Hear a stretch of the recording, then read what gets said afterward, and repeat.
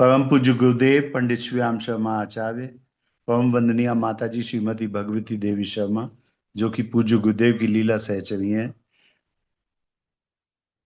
परम पूज्य गुरुदेव परम वंदनीय माता जी की सूक्ष्म उपस्थिति में, संरक्षण में, उन्हीं की प्रेरणा से हम लोग गायत्री महाविज्ञान का स्वाध्याय कर रहे हैं। आइए एक बार गायत्री मंत्र साथ साथ। ओम भूर्भुवः स्वः तत्सवितुर्वरेण्यं भर्गो देवस्य धीमहि धियो यो नः प्रचोदयात्। ओम गुरुर्ब्रह्मा गुरुर्विष्णु गुरुर्देव महेश्वर गुरुर् परब्रह्म तस्मै श्री गुरुवे नमः। तस्मै श्री गुरुवे नमः। कल तक हम लोगों ने पढ़ लिया था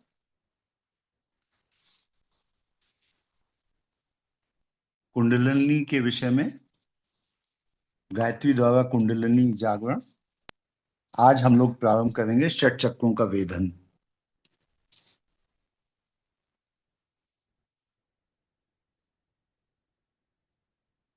कुंडलिनी की शक्ति के मूल तक पहुंचने के मार्ग में 6 फाटक हैं, अथवा यूं कहना चाहिए कि 6 ताले लगे हुए हैं। यह फाटक या ताले खोलकर भी कोई जीव उन शक्ति केंद्रों तक पहुंच सकता है। इन 6 अवरोधों को आध्यात्मिक भाषा में षट चक्र कहते हैं।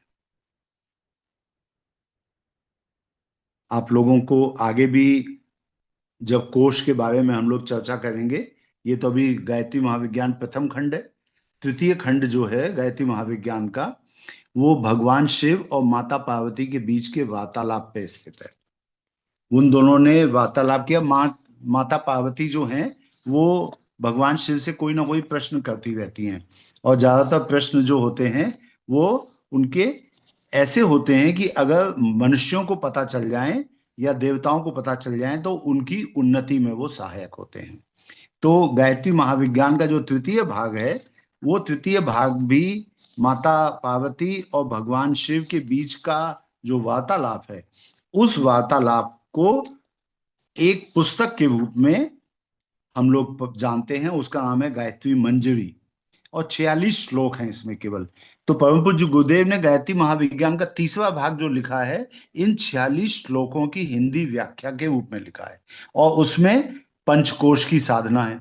उन पंचकोशों में भी जो पहला कोश है अन्नमय कोश, प्राणमय कोश, मनोमय कोश, विज्ञानमय कोश और आनंदमय कोश, उन कोशों के लिए भी गुरुदेव ने यही बात लिखी है जो यहाँ पे आपको समझनी है, कि ये जो 6 चक्र हैं और वो जो 5 कोश हैं आवरण, कोश का मतलब होता है खजाना, वो 5 जो कोश हैं आत्मा के चारों ओर, और ये जो षटचक्र हैं ब्रह्म नाड़ी में, दोनों में एक बात कॉमन लिखी है गुरुदेव ने।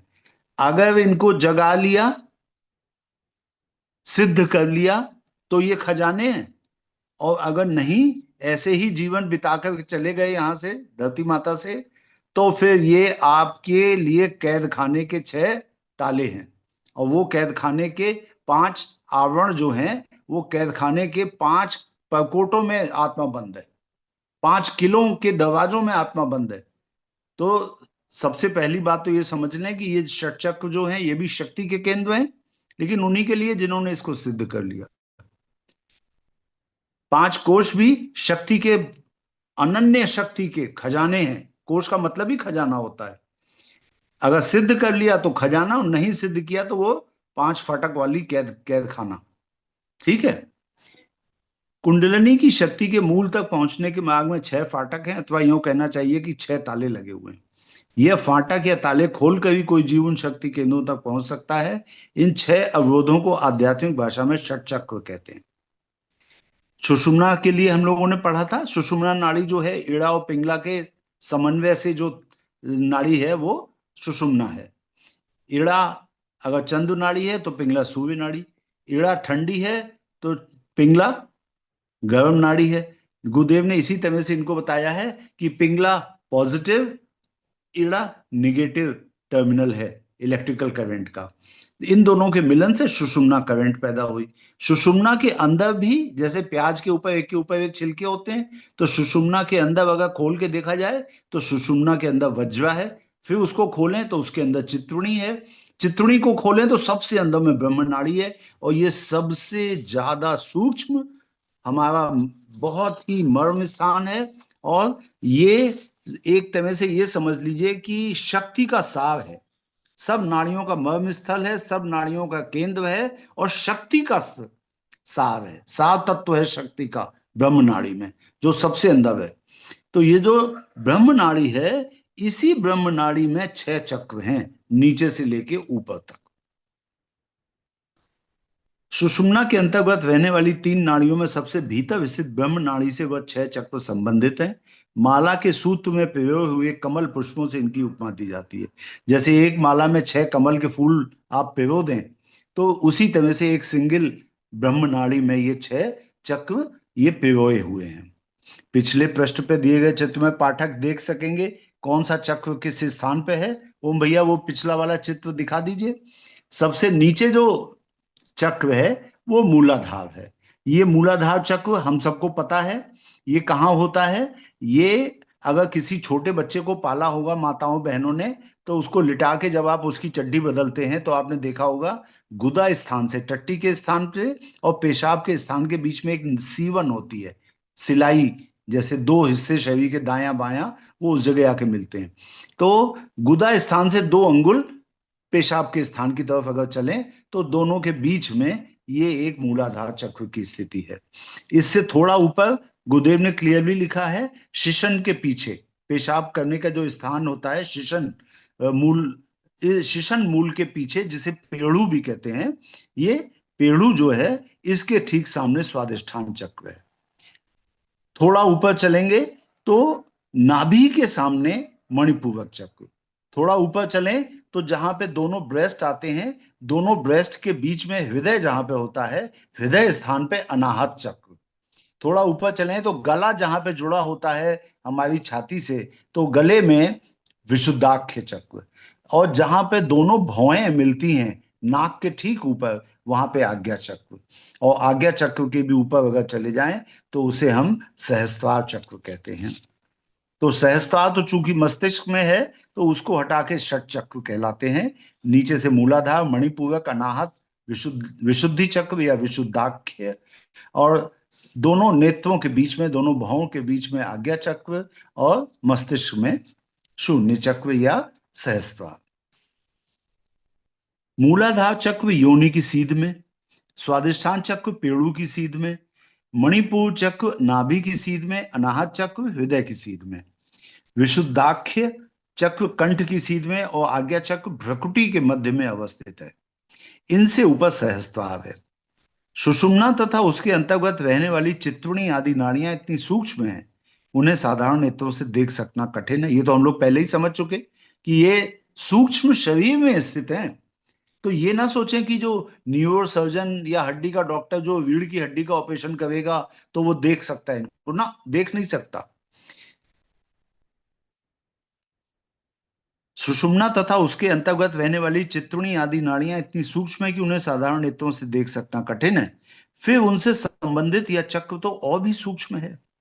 किसी शरीर को चीर फाड़ करते समय इन चक्रों को नस नाड़ियों की तरह स्पष्ट रूप से नहीं देखा जा सकता, क्योंकि हमारे चर्म चक्षुओं की वीक्षण शक्ति अर्थात देखने की शक्ति बहुत ही सीमित है।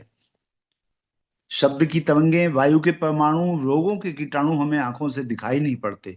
आंखों से तो हमें अल्ट्रा वायलेट और इंफ्रारेड रेज भी नहीं दिखाई पड़ती। जो सनलाइट है सफेद रंग की, अगर एक प्रिज्म में से गुजारें तो वो विबग्योर करके violet, indigo, blue, violet, indigo, blue, green, yellow, orange, red, ये 7 रंगों में विभक्त हो जाएगा सफेद रंग वाली किरण। लेकिन रेड के आगे भी लंबी वेवलेंथ वाली इंफ्रारेड रेज होती हैं, और वॉयलेट के नीचे भी अल्ट्रा वॉयलेट होती हैं। तो ये अल्ट्रा वॉयलेट और इंफ्रारेड जो हैं यही हमको नहीं दिखाई देती है ना। वैसे ही हमारे कानों की सुनने की क्षमता भी कम होती है। 20 से 20,000 हर्ट्ज तक की तरंगे हम कानों से सुन सकते हैं। अगर 20,000 हर्ट्ज से ऊपर की आवाज है तो हम नहीं सुन सकते, कुत्ते सुन सकते हैं। इसीलिए विदेशों में कुत्तों के लिए ऐसी सीटी बजाई जाती है कि उनके मालिक अगर सीटी बजाएं तो वो आसपास खड़ा कोई आदमी नहीं सुन पाएगा। वो इतनी ज्यादा फ्रीक्वेंसी की सीटी होती है जो 20,000 हर्ट्ज से ज्यादा की फ्रीक्वेंसी पे काम करती है। कुत्ता सुन लेगा, भागा भागा मालिक के पास आ जाएगा। इसी तरह से अल्ट्रासोनिक वेव्स भी होती हैं। जब पृथ्वी में भूकंप आता है तो पृथ्वी पहले थोड़ी थरथराती है। वो जो बहुत कम फ्रीक्वेंसी की आवाज पृथ्वी से निकलती है। हालांकि अब की बार आप लोगों ने पढ़ा होगा कि जब दिल्ली में भूकंप आया था तो लोगों ने एक आवाज सुनी। जो लोग अखबार बहुत ध्यान से पढ़ते होंगे, तो अब की बार भूकंप में कुछ ऐसी तरंगें भी निकली जो आवाज के रूप में, मतलब 20 आवृत्ति की भी तरंगें होंगी तो वो कानों से सुनाई पड़ गई। वरना जो पशु होते हैं जैसे चूहे, खरगोश, बिल्ली, ये और पक्षी जितने हैं, कबूतर, पालने वाली चिड़िया, ये सब जिनके पास पिंजड़ों में होते हैं, तो जापान में ये लोग इनके अगर गलत व्यवहार देखते हैं, सहम गया पशु पक्षी, चुपचाप पिंजड़े में दुबक के बैठ गया, बोल नहीं रहा, आवाज नहीं लगा रहा, तो चुपचाप अपने घर से बाहर निकल जाते हैं। वो लोग समझते हैं कि हाँ भूकंप आ सकता है। शब्द की तरंगें, वायु के परमाणु तथा रोगों के कीटाणु हमें आंखों से दिखाई नहीं पड़ते, तो भी उनके अस्तित्व से इनकार नहीं किया जा सकता, है ना।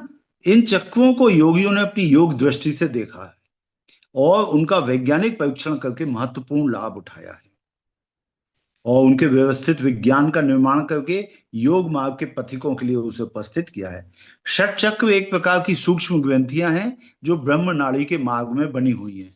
इन चक्र ग्रंथियों में जब साधक अपने ध्यान को केंद्रित करता है तो उसे वहां की सूक्ष्म स्थिति का बड़ा विचित्र अनुभव होता है। वे ग्रंथियां गोल नहीं होती, वरन उनमें एक प्रकार के कोण निकले होते हैं, जैसे पुष्प में पंखुड़ियां होती हैं। इन कोण या पंखुड़ियों को पद्म दल कहते हैं। पद्म कहते हैं कमल को, और दल माने कमल की पंखुड़ी। यह एक प्रकार के तंतु गुच्छक हैं। मेडिकल साइंस के हिसाब से अगर इसकी कोई संगति बैठ सकती है तो रीढ़ की हड्डी में जो हिस्से हैं, उन हिस्सों के सामने सामने कुछ नर्व्स एक गुच्छा सा बना लेती हैं। तो नर्व्स के गुच्छे को प्लेक्सस कहते हैं। तो गुरुदेव ने लिखा है अपने वांग्मय नंबर 15 में, उन्होंने लिखा है कि ये जो चक्र हैं अगर इनकी कोई संगति बैठाई जा सकती है मेडिकल साइंस के हिसाब से, तो प्लेक्सस से बैठाई जा सकती है। रीढ़ की हड्डी जो है वो खोपड़ी के नीचे से स्टार्ट हो जाती है। तो गर्दन के हिस्से में जो रीढ़ की हड्डी है तो उसे सर्वाइकल स्पाइन कहते हैं। आपने अक्सर लोगों को से बात करते सुना होगा, गर्दन में दर्द है, हमें सर्वाइकल स्पॉन्डिलाइटिस है, हमें स्पॉन्डिलाइटिस है, सर्वाइकल है, सर्वाइकल है। सर्वाइकल का मतलब, उनका कहने का मतलब ये होता है, हमारे यहाँ सर्वाइकल का मतलब होता है गर्दन, है ना। तो ये जो सर्वाइकल स्पाइन है मतलब गर्दन की रीढ़ की हड्डी। तो सर्वाइकल स्पाइन जो है ये गर्दन में होता है। फिर थोरेसिक स्पाइन अर्थात जो छाती का हिस्सा है, जहां पे गर्दन खत्म होती है और जहां से ये पेट और छाती मिलते हैं, उस जगह तक जो है वो थोरेसिक स्पाइन या छाती के सामने वाला जो रीढ़ की हड्डी है। फिर उसके बाद लंबर स्पाइन, मतलब कमर में जो रीढ़ की हड्डी है उसे लंबर स्पाइन। उसके नीचे चार छोटी सी वर्टिब्री मिल करके एक सैक्रम बनाती हैं, ठीक है। तो ये सैक्रल स्पाइन, और उसके नीचे जहां जानवरों की पूंछ होती है, जहां पे खत्म हो जाता है स्पाइन, उसे कॉक्सिजियल स्पाइन कहते हैं। वो टट्टी के रास्ते के थोड़ा ऊपर आकर के खत्म हो जाता है। तो गुरुदेव ने लिखा है कि इन स्पाइन के सेगमेंट्स के सामने जो नसों के गुच्छे हैं, नर्व्स के गुच्छे हैं, वो एक्चुअली ऑपरेशन के समय देखे जाते हैं। तो इन चक्रों की जो संगति है वो आप इससे बैठा सकते हैं, पर गुरुदेव ने कहा है क्लियरली कि ये सूक्ष्म शरीर में है, इनके संबंध में सोचना नहीं चाहिए कि ये हमें दिख जाएंगे। षटचक्र एक प्रकार की सूक्ष्म ग्रंथियां हैं जो ब्रह्म नाड़ी के मार्ग में बनी हुई हैं। इन चक्र ग्रंथियों में जब साधक अपने ध्यान को केंद्रित करता है तो उसे वहां की सूक्ष्म स्थिति का बड़ा विचित्र अनुभव होता है। वे ग्रंथियां गोल नहीं होती, वह उनमें इस प्रकार के कोण निकले होते हैं जैसे पुष्प में पंखुड़ियां होती हैं। इन कोश या पंखुड़ियों को पद्म दल कहते हैं। यह एक प्रकार के तंतु गुच्छक हैं। तो गुरुदेव का कहना है ये जो षटचक्र हैं एक्चुअली कमल के फूल की शेप में होते हैं। और कमल के फूल में जैसे पंखुड़ियां होती हैं, तो जैसे मूलाधार चक्र है तो इसमें चार पंखुड़ियां होती हैं। उसमें कलर कौन सा होगा ये डिपेंड करता है कि कौन सा तत्व उसमें वहां पे ज्यादा है। इन चक्रों के रंग भी विचित्र प्रकार के होते हैं, क्योंकि किसी ग्रंथि में कोई और किसी में कोई तत्व प्रधान होता है। इस तत्व प्रधानता का उस स्थान के रक्त पर प्रभाव पड़ता है और उसका रंग बदल जाता है। पृथ्वी तत्व की प्रधानता का मिश्रण होने से गुलाबी, अग्नि से नीला, वायु से शुद्ध लाल और आकाश से धुमेला हो जाता है। यही मिश्रण चक्रों का रंग बदल देता है। जिस चक्र में जो तत्व अधिक है, जैसे मूलाधार में पृथ्वी तत्व अधिक है, तो पृथ्वी तत्व के कारण वो गुलाबी हो जाता है। चार पंखुड़ियों वाला कमल के रूप में मूलाधार चक्र है और उसका रंग गुलाबी। अब आप एक बात और सोचिए, आप लोगों ने घरों में देखा होगा पुरानी लकड़ी के कोई फर्नीचर को जब कभी डिस्कार्ड करते हैं तो किसी किसी में घुन लग जाता है, किसी किसी में कोई जैसे प्लाईवुड में एक बोर कीड़ा होता है, बोर करता चलता है। जैसे मेट्रो रेलवे खुदाई करती है जमीन में, नीचे नीचे टनल बोरिंग मशीन होती है, टीबीएम। तो वैसे ही कभी लकड़ियों में बोर एक कीड़ा कीड़ा होता है, घुन की तरह से वो लकड़ी में आगे बढ़ता जाता है, लकड़ी को खाता जाता है। तो एक छेद बन जाता है, टनल बन जाती है, जैसे सांप के चलने की टनल, या कोई चूहे का घर जो है उसमें एक सुरंग में बिल बना लेता है वो अपना। तो घुन नामक कीड़ा लकड़ी को काटता चलता है, तो उस काटे हुए स्थान की कुछ आकृतियां बन जाती हैं। उन चक्रों में होता हुआ प्राण वायु आता जाता है, उसका मार्ग उस ग्रंथि की स्थिति के अनुसार कुछ टेढ़ा मेढ़ा होता है। तो जैसे लकड़ी में घुन लग जाए तो उसके चलने के रास्ते पे आप देखेंगे तो एक टेढ़ा मेढ़ा रास्ता बन जाता है ना। कभी कभी वो रास्ता ऐसा लगता है जैसे कोई अक्षर है, कोई आकृति है। जैसे बादल कभी कभी बरसात के दिनों में आते हैं तो कोई बादल आपको लगता है भालू है, कोई बादल लगता है आपको चीता लग रहा है, हाथी लग रहा है, इस तरह से लगता है ना। तो उसी तरह से घुन नामक कीड़ा जब लकड़ी को काटता चलता है तो वहां पे कुछ आकृतियां बन जाती हैं। ऐसे ही चक्रों में जब प्राण वायु चलती है तो उसके चलने का जो मार्ग है वो टेढ़ा मेढ़ा होता है। तो जो चलने का मार्ग है वो टेढ़ा मेढ़ा होता है, और उस मार्ग की आकृति कई देवनागरी अक्षरों की आकृति, देवनागरी उस लिपि को कहते हैं जिसमें हम लोग हिंदी और संस्कृत लिखते हैं। हमारे देश की तमाम भाषाएं देवनागरी लिपि में लिखी जाती हैं, जैसे हिंदी है, संस्कृत है, नेपाल की जो नेपाली भाषा है वो भी देवनागरी में लिखी जाती है। तो ये जो देवनागरी लिपि है ये कई अक्षरों से मिलके बनी है।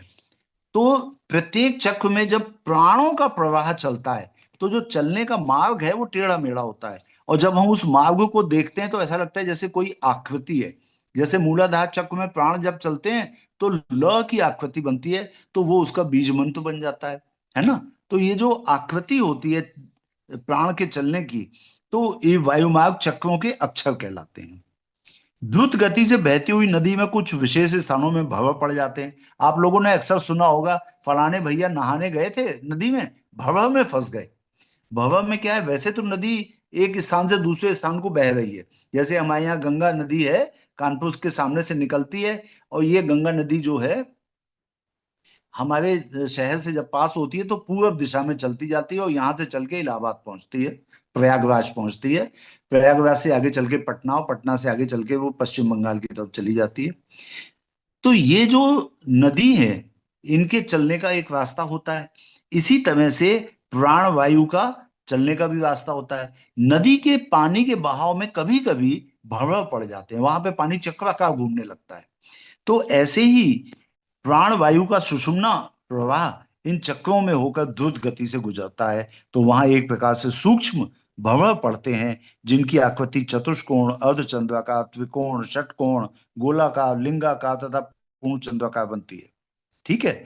तो यही आकृति वो हम लोग उस चक्र की आकृति मान लेते हैं। प्राणों के प्रवाह से कभी कभी भंवर पड़ जाते हैं, भंवर में कुछ आकृति बनती है, ज्यादातर गोलाकार, कभी कभी चतुष्कोण। तो जो भी आकृति बनती है प्राणों के प्रवाह में, जो भंवर है उसकी आकृति के अनुसार हम उस चक्र की आकृति मान लेते हैं। अग्नि जब भी जलती है उसकी लौ ऊपर की ओर उठती है, जो नीचे मोटी और ऊपर पतली होती है। इस प्रकार एक अव्यवस्थित त्रिकोण सा बन जाता है। अग्नि की लौ हमेशा त्रिकोण के रूप में जलती है, ऊपर पतली, नीचे मोटी। इस प्रकार की विविध आकृतियां वायु प्रवाह से बनती हैं। इन आकृतियों को चक्रों के यंत्र कहते हैं। शरीर पंच तत्वों का बना हुआ है। मानव शरीर पंच तत्वों का बना हुआ है। इन तत्वों के न्यूनाधिक सम्मिश्रण से विविध अंग प्रत्यंगों का निर्माण कार्य, उनका संचालन होता है। न्यूनाधिक सम्मिश्रण से मतलब जैसे ब्रेन है तो ब्रेन में आकाश तत्व ज्यादा है ना। हड्डियों में पृथ्वी तत्व ज्यादा है।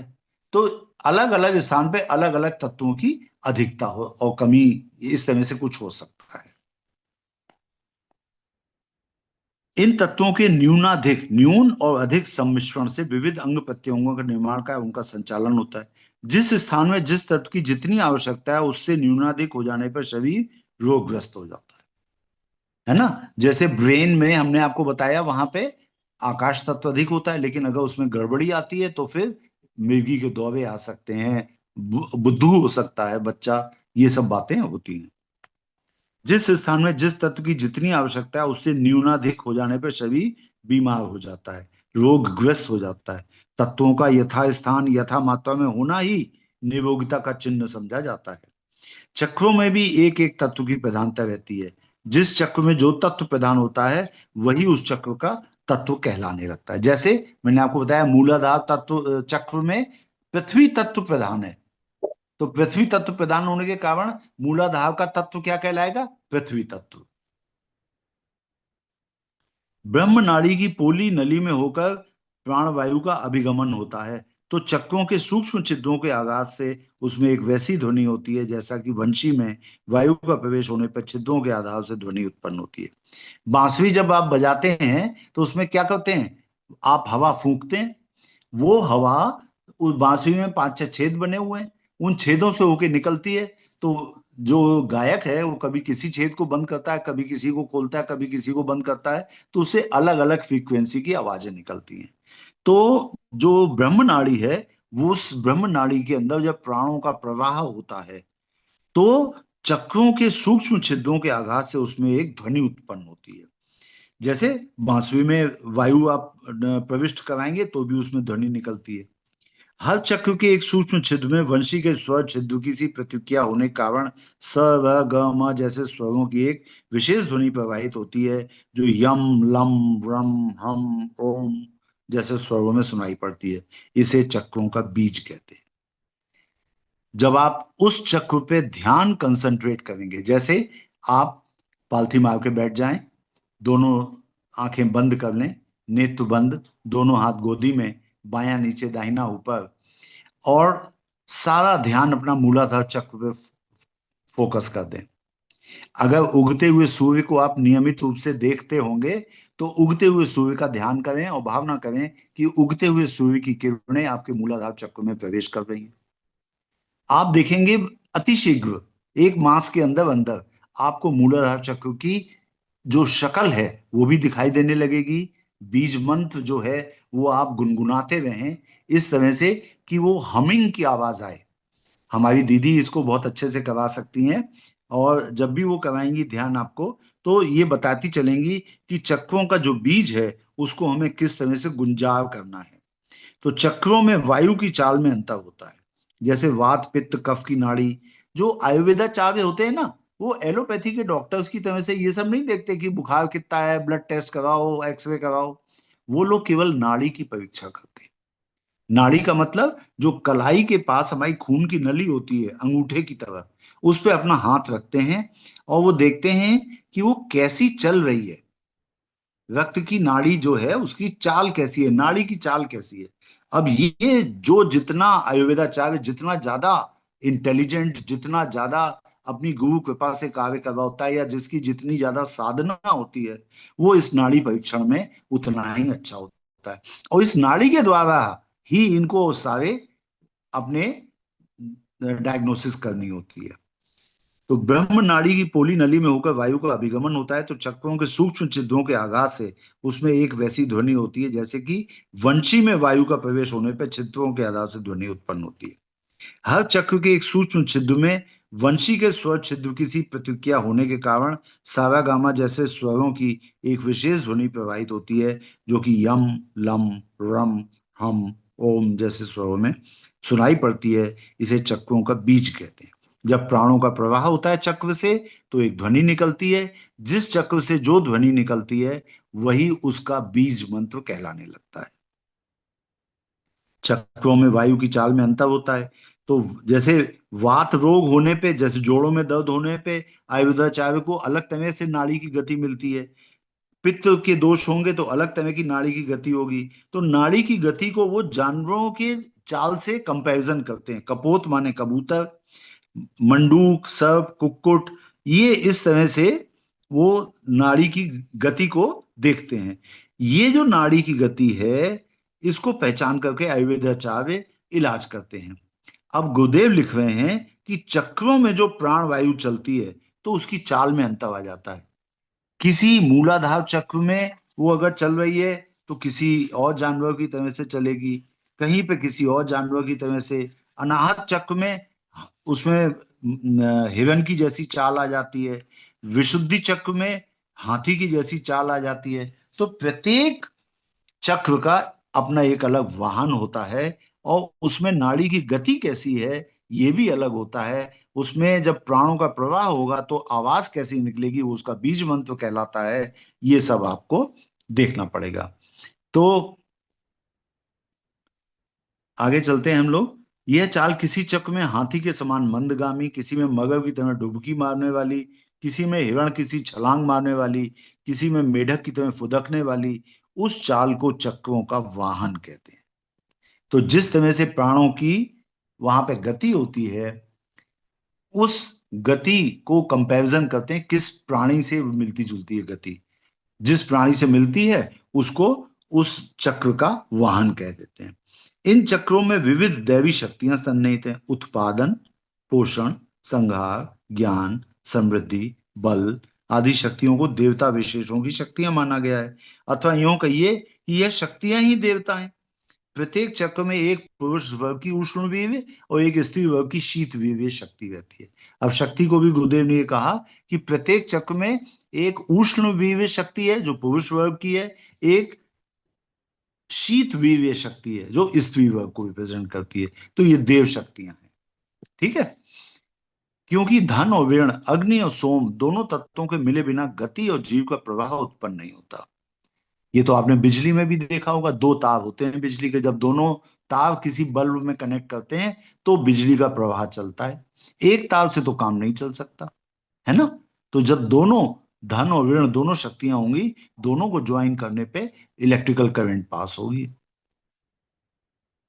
क्योंकि धन और ऋण, अग्नि और सोम दोनों तत्वों के मिले बिना गति और जीव का प्रवाह उत्पन्न नहीं होता। यह शक्तियां ही चक्रों के देवी देवता हैं। पंच तत्वों के अपने अपने गुण होते हैं। पृथ्वी का गुण है गंध, जल का रस, अग्नि का रूप, वायु का स्पर्श और आकाश का गुण शब्द होता है। चक्रों में तत्वों की प्रधानता के अनुरूप उनके गुण भी प्रधानता में होते हैं। यही चक्रों के गुण हैं। तो यह चक्र अपनी सूक्ष्म शक्ति को वैसे तो समस्त शरीर में प्रवाहित करते हैं, पर एक ज्ञानेंद्रिय और एक कर्मेंद्रिय से उनका संबंध विशेष रूप से होता है। संबंधित इंद्रियों को वे अधिक प्रभावित करते हैं। चक्रों के जागरण के चिन्ह उन इंद्रियों पर तुरंत परिलक्षित होते हैं। इसी संबंध में विशेष के कारण वे इंद्रियां चक्रों की इंद्रियां कहलाती हैं। ये जो चक्र वेधन जब आप करेंगे, जब आप साधना करते हैं ये, तो ये सब जानने का फायदा ये होता है कि मान लीजिए आपने साधना बहुत दिनों से कर रहे हैं, आपको सपने में अगर हर समय दिख रहा है कि झील है, तालाब है, नदी है, पानी अगर दिखता रहता है हर समय, तो इसका मतलब ये समझिए कि आपकी जो चक्र वेधन की प्रणाली है वो काम कर रही है। और चक्र वेधन करते करते आप स्वादिष्ठान चक्र तक आ गए। क्यों? क्योंकि स्वादिष्ठान तत्व का चक्र का जो तत्व है वो जल तत्व है।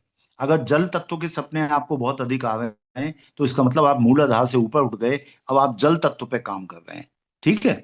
तो ये आप इससे कोरिलेशन बैठाते रह सकते हैं धीरे धीरे, क्योंकि ये इतना डिटेल में गुरुदेव ने जो लिखा है, ये इसका फायदा आप अपने ध्यान साधना में कर सकते हैं। क्योंकि इन चक्रों का वेदन ध्यान के द्वारा ही हो सकता है। गुरुदेव ने आगे क्लियरली लिखा है, ये जो चक्र हैं इनको वेदन करने के लिए कुंडलिनी तक पहुंचना और जागृत करके आत्मोन्नति करना, ये केवल एक ही तरह से पॉसिबल है कि चक्रों का वेदन ध्यान शक्ति के द्वारा किया जाए, है ना।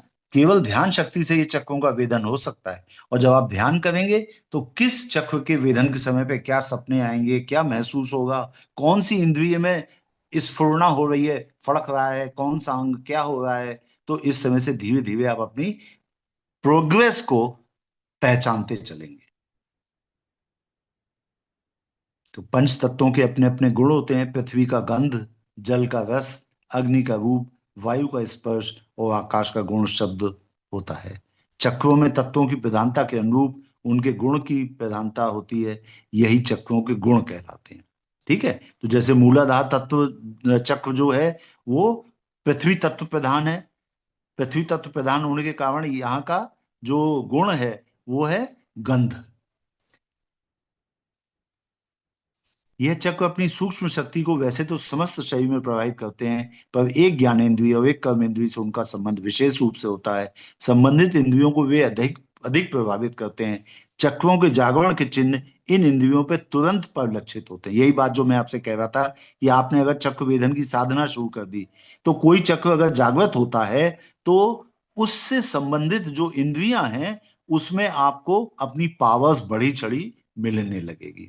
इसी संबंध विशेष के कारण वे इंद्रियां चक्रों की इंद्रियां कहलाती हैं। आज के लिए इतना ही, शेष हम लोग कल करेंगे। तब तक के लिए सभी को प्रणाम। ओम शांति।